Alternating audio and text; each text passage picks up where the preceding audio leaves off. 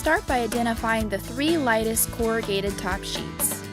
These are color-coded and can be sorted by decal or by the top row of holes spaced 3 and 1/8 inch apart. Clean and apply a double strand of roll caulking horizontally to the outside edges and vertically along the side walls. Be sure to caulk all seams along both sides of the holes to form a good seal and to prevent leaking. Carefully place the caulked end over the uncaulked end of each adjacent sheet. Assemble ends with Hog Slat's HS712 bend bolts and HS719 hex nuts. Continue inserting bend bolts and hex nuts to all holes along the vertical seam. Do not tighten until all sheets of each ring are assembled. Tighten only the hex nuts, as tightening the bolt heads could result in seal failure. Before assembling sidewall, thoroughly clean sheets to remove any dust or oil.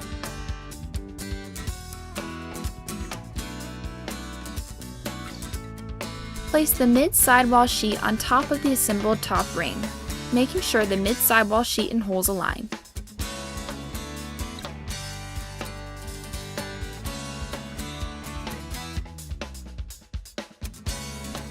Use the HS712 hex bend bolts and HS719 hex nuts in each hole to attach. After completing the second ring, you should lay assembly on its side so hoppers can be rolled easily. Tighten horizontal seams by starting in the center of the hopper sheet and working towards the ends, as shown with blue arrows. When all hopper sheets are assembled, you should have the heaviest corrugation on the bottom and the decal sheet on the top, with each vertical seam staggered.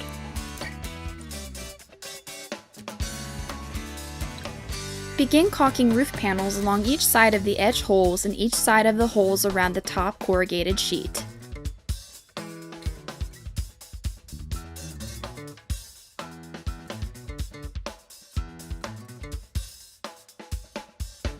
Align the center of the first roof panel with any of the top sidewall sheet vertical seams. Assemble roof decks over the top of the previous panel in a counterclockwise direction. Use the HS712 hex bend bolts and the HS719 hex nut. Keep bolt heads to the outside. After determining the ladder location, add the 2 roof ladder support braces at each side of the 1 roof panel that the ladder will be centered on. After all roof panels are installed, caulk the inside flange of the peak ring and attach the roof using HS712 hex bend bolts and the HS719 hex nuts. Begin caulking around the inside of the bottom row of holes on the bottom ring of the corrugated sidewall sheets. Caulk the hopper panel sheets along the vertical edge with the bend towards the outside. Caulk all hopper panels in the same edge and apply to both sides of holes. Align the center of the first hopper panel section with any of the vertical seams on the top ring and assemble to the inside of corrugated sidewall sheets using HS712 hex bend bolts and the HS719 hex nuts. Continue around until all panels are assembled and bolts tightened.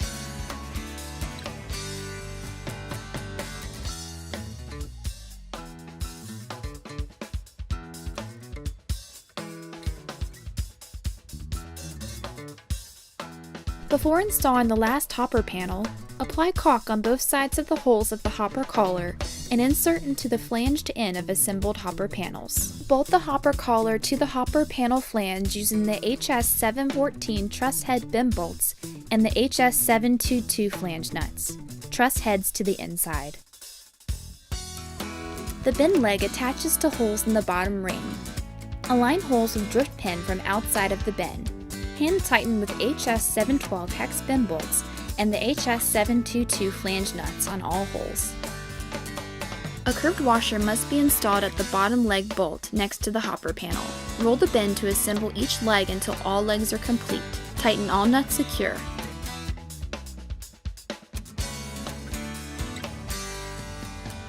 After legs are secure, you can now assemble top and bottom leg base plates to each leg.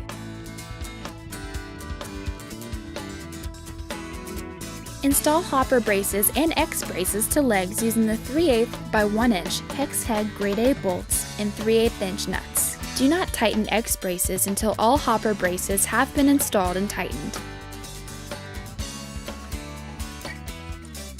The longest tab of the X braces should be to the top.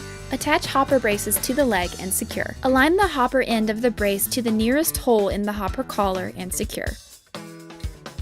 If needed, clean and lubricate the ring before installing the new lid. Pull the lid up to the top peak ring and set in place. Loosely secure the 607-065 3/8 carriage bolt and the 606-82 nut on the clamp band. Rotate the lid in a position to install one of the two provided springs. Please note there is a right and a left spring. Place the spring on the pivot bushing, making sure the spring loop is facing downward and is snapped in.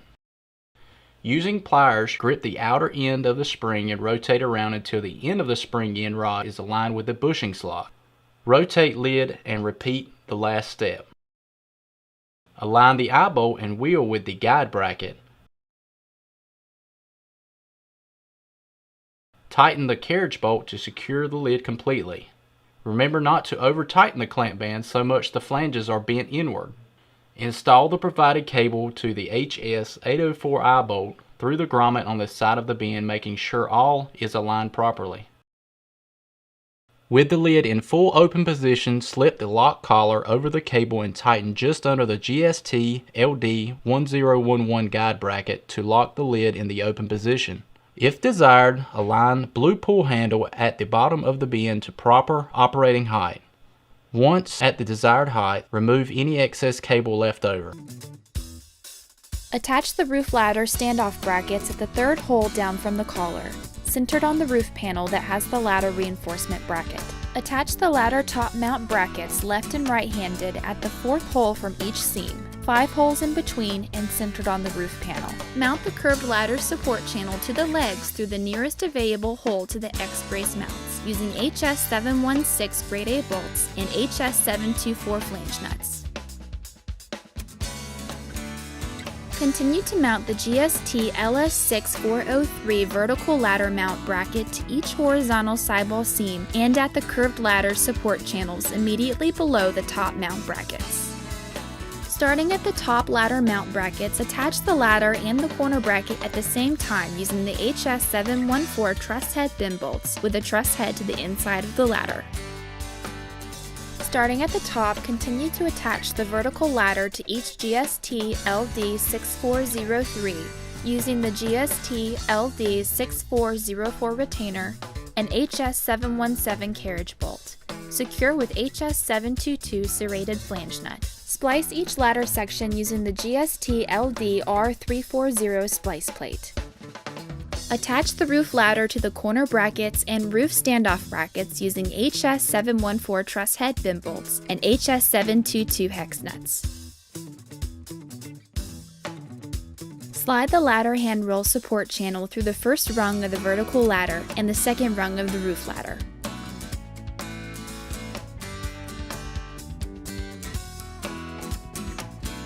Attach the gusset ladder handrail and channel at the same time using the 605-101 5/16 by 1 3/4 bolts provided.